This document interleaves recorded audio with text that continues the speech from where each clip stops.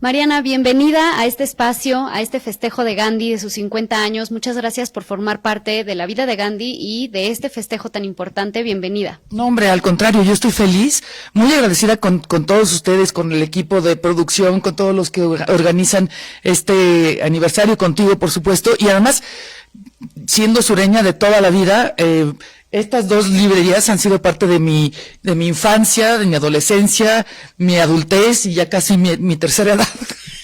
Ay, no, ¿cómo crees?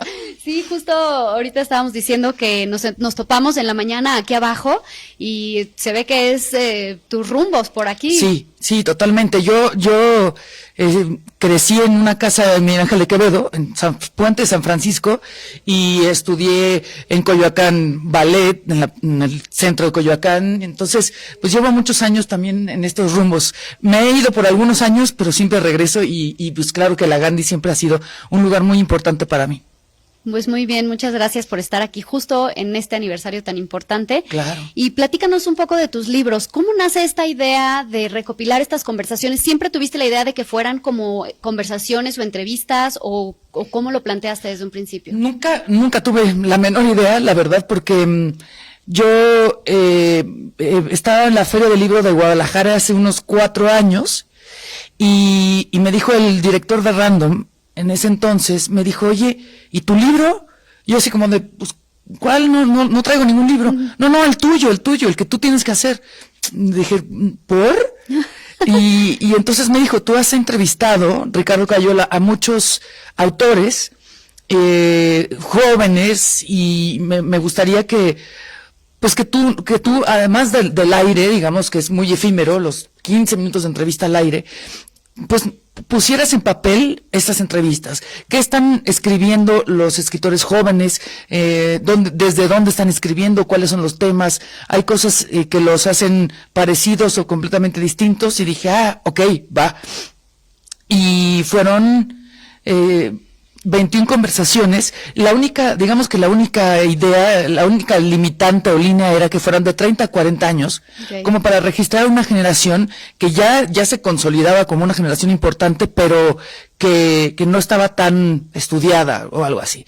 Entonces, ese fue el Neurosis, Sustancias y Literatura, que fue el primer libro, y después, digamos que el paso lógico era hablar ahora de músicos, porque yo básicamente más bien entrevisto a escritores y a músicos, y ahí sí les dije, nada más no me pongan límite de edad, porque de 30 a 40, uno, no los conozco tanto, y dos, yo quiero a los viejos lobos de mar, o sea, yo quiero que esté Jaime López, que esté Botellita, que estén todos ellos que construyeron, como Cecilia Toussaint también, una carretera que no había ni terracería en ese entonces en México. Entonces ellos hicieron esto y yo sí quería platicar con ellos, y ya después con algunos más jóvenes que se beneficiaron de alguna manera o aprendieron de estos grandes músicos y músicas, y ya crearon una escena muy importante y muy fuerte ya no de rock en español, sino de música en México.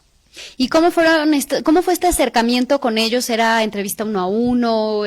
¿Cómo era el contexto para que hablaran? ¿Era muy formal o no? ¿Cómo? No, imagínate. Bueno, los escritores que son muy salvajes, me atrevo a decir que más salvajes que estos, o por lo menos hoy en día, uh-huh, pues todavía los escritores los agarré más o menos jóvenes, entonces están al tope. Uh-huh. Ya algunos de estos ya se cansaron, ¿no? Ya dije, no, yo ya le hice mucho al rock. Sí.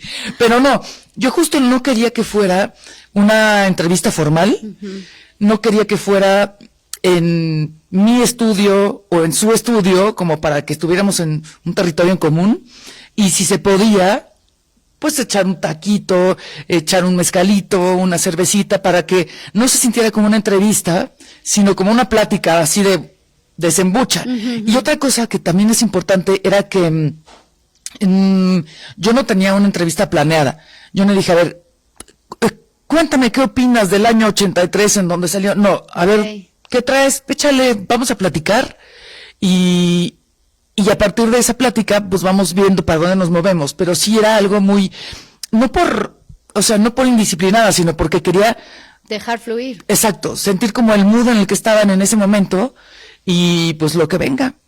¿Y encontraste diferencias entre escritores y músicos generales que digas, a ver, los músicos se caracterizan en esto o no? No, sí. con todo respeto para ambas partes, pero bien, los escritores, siento yo que a lo mejor traen un discurso un poco más claro, Okay. un poco más formal, sin ser solemne, pero formal. Y luego los músicos también muchas veces tienen estas experiencias de ser entrevistados en el backstage, y ¿qué onda? ¿Cómo te sientes? Y bien chingona, güey, estuvo muy bueno, o cosas más informales que sentarte.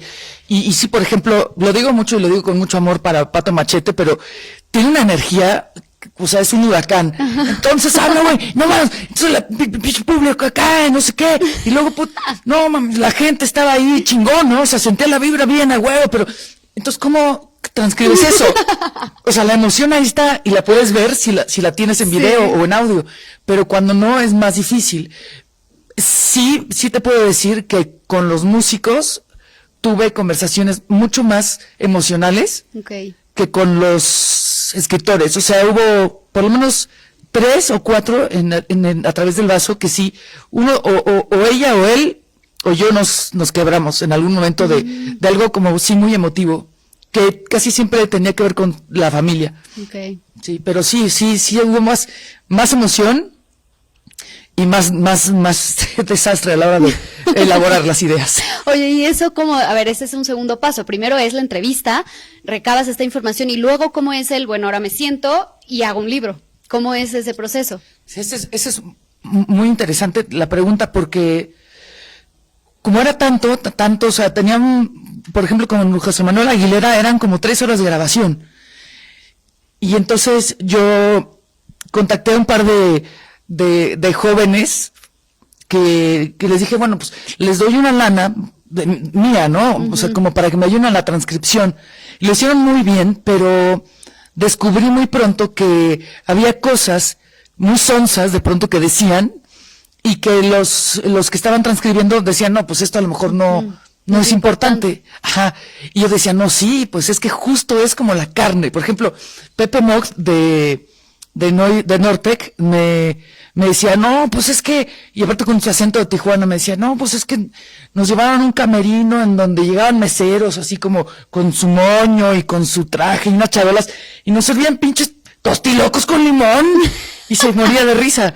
Y entonces yo me acordaba de eso, y cuando vi la transcripción no venían los tostilocos, y a mí se me hacía muy importante ese detalle. De hecho así le llamé al capítulo, ¿no? Tostilocos con limón, porque uno es como una botana típica de Tijuana, y 2, me decía mucho como de ese humor de Pepe, ese dato. Entonces al final dije, pues te sientas otra vez a aplanar el inexistente trasero y yo traducirlo, yo transcribirlo, sí me fue muy importante para así darle lo más cerca al lector la voz del entrevistado. Que la viviste tú. Claro, entonces. claro.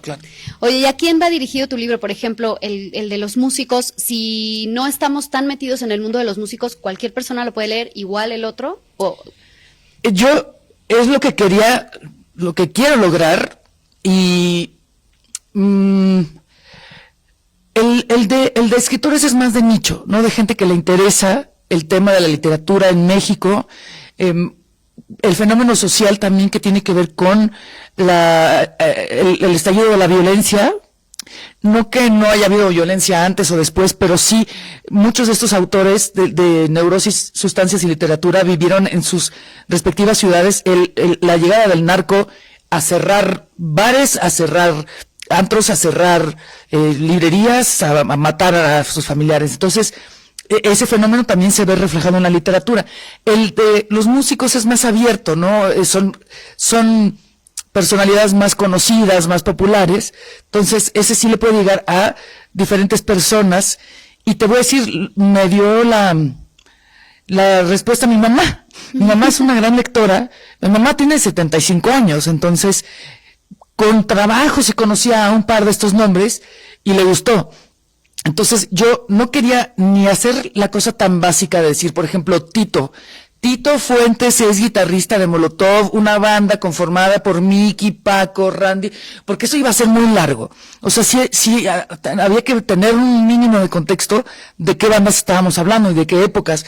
Pero sino que se entendiera, digamos, lo suficiente. Traté de hacerlo para que el lector que no le guste específicamente una u otra banda pudiera entrar en la historia de la persona, ¿no? A través de su música.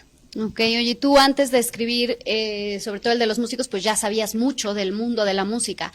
Y después de pasar por el proceso del libro, ¿aprendiste algo nuevo o cambió en algo tu percepción? Bueno, muchísimo. No me desamisté, o no sé cómo se dijo, ninguno de ellos, por suerte. Ninguno me decepcionó. Conocí, por supuesto, mucho más de ellos, incluso de los que yo decía, ay, pues Daniel Gutiérrez es mi brother, pues ya lo llevo entrevistando años. Ah, no, pero espérate, había muchas otras cosas más. Okay. Sergio Arau, por ejemplo, lo había entrevistado una vez hace 10 años, y yo decía, ay, Dios mío, a ver si quiere, y a ver si... Y a toda madre, la verdad es que no es que me sorprendiera, pero sí dije, ah, qué buena onda. Sí, como que se reafirmaron amistades y se hicieron nuevas, que para mí eso es invaluable, porque mucho de lo que me ha dado mi trabajo es justo poder conocer a tanta gente tan interesante. Cecilia Toussaint, por ejemplo, decía, me muero porque me impone mucho, ¿no? Es un mujerón, es súper inteligente, y yo la veía como muy imponente, ¿no? Muy seria, y fue súper cariñosa. O sea, no así de, ay, mi amor, mi vida, sino me dio mucho tiempo, fue muy abierta en platicarme cosas. Entonces, sí, creo que no hay uno solo de estos entrevistados que me haya dejado como con un mal sabor de boca o algo así, nada, para nada, al contrario. Bueno, y además no podrías tampoco decírnoslo muy abiertamente. Sí, pinche Silverio, no es cierto, no es cierto. No, todo fue, la verdad es que a todo dar. Pero te voy a decir otra cosa, que también fue porque yo no iba con la con idea. Afán de algo, luego las entrevistas van directo a la yugular, aquí era, sí, te quiero conocer. Sí, y si me quieres contar de esto bien, si no te voy a estar insistiendo en, ay, platícame de tu adicción a las drogas, pues, venga, si me quieres platicar, y si no, o Amandita, no iba, oye, tu papá se murió en el temblor, no, espérate, si ella me lo dice, si hay una puerta que ella me está abriendo, bueno, platicamos de eso, y así sucedió. Entonces así, yo siento que ellos me dieron como esa información porque creo que sí sintieron que no iba yo por esa nota dura, morbosa, taquillera. Sí. ¿No? Oye, y bueno, ahorita nos comentabas que los entrevistaste en una edad específica. ¿Planeas después un seguimiento? Porque muchas veces, sobre todo, la vida de estas personas cambia mucho, o tienen giros muy importantes, incluso la industria se ha visto afectada en este último año. Entonces, ¿hay algún plan en futuro como para darle continuidad a esto? Mira, a mí me encantaría, porque si bien estoy muy agradecida y orgullosa de la lista que aparece aquí, hay muchos más, afortunadamente hay muchos más que o no quisieron entrevista, o no pudieron, o nunca llegamos a un acuerdo, o a mí se me fue, carajo, ¿cómo no se te ocurrió tal o tal? Y con el tiempo han venido llegando a mi mente. Entonces, me encantaría darle continuidad, me encantaría entrevistar a más, no sé si 26 o 18, no sé, eso no lo determina tanto una cifra, sino cómo se van dando las cosas. Y como tú dices, aquí todo se fue pre-pandemia. Ya había tenido la industria de la música un montón de cambios por internet, por todo lo digital, cómo grabar, cómo ofertar la música, cómo venderla, o cómo vivir de la música en una época que ya no se venden discos. Y la segunda oleada sería cómo vive un músico, una cantante, una banda, una pandemia, que todavía no hemos resuelto del todo.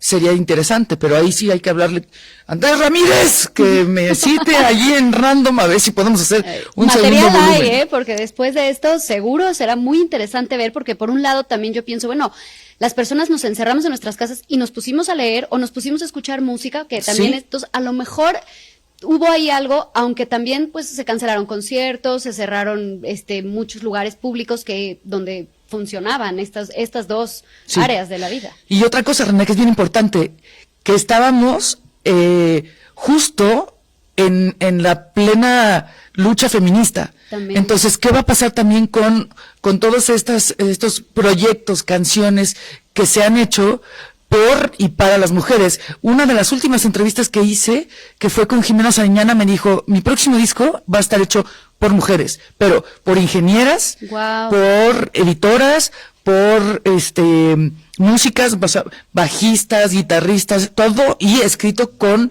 también, si no es con mi pluma, con plumas de mujeres. Entonces, ¿cómo se va a mover la industria en el sentido de esta lucha importante? Pues también sería un punto importante, ¿no? Claro, sí, ojalá que sí haya esta continuidad. Oye, ¿con qué dificultades te encontraste a la hora de hacer estos proyectos? Perdón, disculpen ustedes mi léxico, con la pinche música de los restaurantes, porque yo llegaba así pero era yo insoportable, porque buscaba un lugar que fuera como, que estuviera cerca de la entrevistada o el entrevistado y yo, ¿no? O yo ir hacia donde estaba. Entonces, si no conocía yo el lugar, mira, esta mesa está bien. Y entonces aquí la bocina. Y Paulina Rubio, ¿no? Y yo así, no, por favor, no puedo entrevistar a José Lo, si está sonando Paulina Rubio. Y entonces registraba, así ponía la grabadora y yo hablaba sola. Y sí, bueno, entonces cuéntame, José Lo, ¿cómo está? No va a registrar, no va. Entonces eso me preocupaba muchísimo. Y luego ya tenía un par de lugares céntricos, digamos, donde podía yo, ya sabía que me iban a atender bien y que no iba a haber mucha música, pero llegaba al lado del compadre borracho y empezaba a gritar y yo así de, no pasa nada, registra bien. Eso me causó mucho problema. La parte técnica. Y luego la gente piensa que soy una persona segura y desenvuelta, pero me estresa mucho comer con alguien que no conozco bien. Entonces, como que quieres los tacos, los chapulines. Eso me da un poco de estrés. Y bueno, una vez ya, si quieren un poco de chisme también, me lo han preguntado mucho. A discreción, uno de los entrevistados fue mi pareja durante 10 años. Entonces, la situación con mi editor era, a ver, güey, no lo voy a meter porque fue mi prácticamente esposo, y no lo voy a no meter porque porque yo le dije, yo si tuviera que hacer este libro y nunca jamás en la vida hubiera conocido a Paco Huidobro, yo hubiera buscado a Paco Huidobro y le hubiera dicho, oye, soy Mariana, estoy haciendo un libro y me interesa tu trabajo. Entonces, eventualmente nos íbamos a conocer y era decir, como, ¿qué hago? Me pongo la parte del corazón de decir, bueno, esto pasó entre nosotros, o me hago la de, ¿qué tal, Paco? En tu incursión con la guitarra eléctrica. Dije, no soy yo, no soy yo. No va a tener alma esa entrevista si me trato de hacer la fría como el viento. Y ese sí fue un reto. Un reticísimo, pero bueno, ya está. Pues qué padre que ya lo tenemos aquí y vas a dejar unos libros firmados, ¿no? Voy a dejar libros firmados para la gente que venga. No voy a poder poner su nombre porque no sabemos quiénes van a ser los afortunados. Sí, pero veo que vinieron unas personas y estoy muy agradecida también porque pues es viernes en la tarde, el clima no está tan bonito, pero la respuesta de la gente, de los lectores, ha sido increíble. La verdad es que eso me ha conmovido mucho. Pues muchísimas gracias por ser parte de este festejo, por ser parte de la vida de Gandhi, y pues seguro nos estaremos viendo muy pronto por aquí. Muchas gracias y mucho éxito. Muchas gracias, gracias a todos, gracias al equipo técnico, a Goñi y a todos los que nos ven, y sí, pues a firmar libros. Muy bien. Gracias a ti. Gracias.